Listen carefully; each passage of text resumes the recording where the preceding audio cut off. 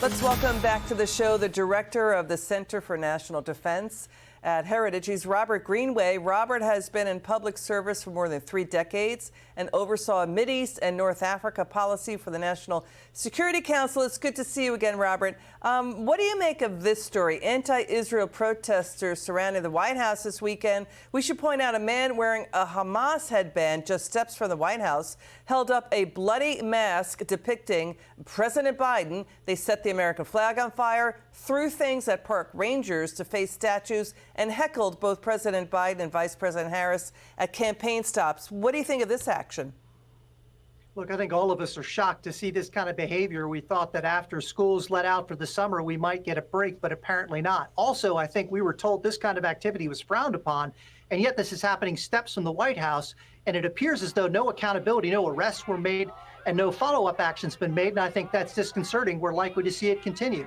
You know, more and more House Democrats, so you have that happening there, harassing park rangers defacing statues. House Democrats say they plan to boycott Benjamin Netanyahu's speech next month to a joint session of Congress. What do you make of this report that the Biden White House is talking about negotiating a unilateral hostage deal, but only with Hamas and not Israel, to free U.S. hostages? Would that undercut Israel's effort to free hostages? What do you think? There's no doubt. And I think we're all encouraged by seeing the hostage rescue that took place over the weekend. I'd like to see the same level of effort from the United States in recovering our own hostages. Brokering independent deals would undermine our partner and ally, and it would send the wrong message to Hamas. You know, we've got residents of Gaza. We've seen the video. They've criticized Hamas. This is about liberating Gaza from Hamas. They're still holding something like 120 hostages. 43 of them were died. We don't know the actual number. We know that 4 Israeli hostages rescued in a raid over the weekend, at least 274 in Gaza killed. Listen to this take on what happened. Watch this.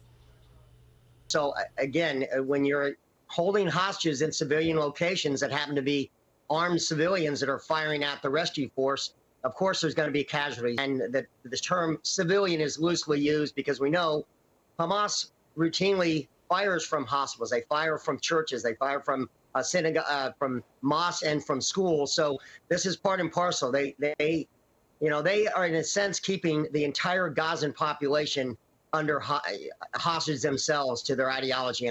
What do you think, Robert? I think there's no doubt these are among the most complex operations imaginable. It's inevitable that civilians are going to be harmed as long as they're the ones that are providing room and safe haven for Hamas and also housing the hostages themselves. We shouldn't be surprised that it happens. Hamas is the reason this is continuing. They're the reason this should be eliminated as soon as possible. Robert Greenway, thank you so much. Good to see you.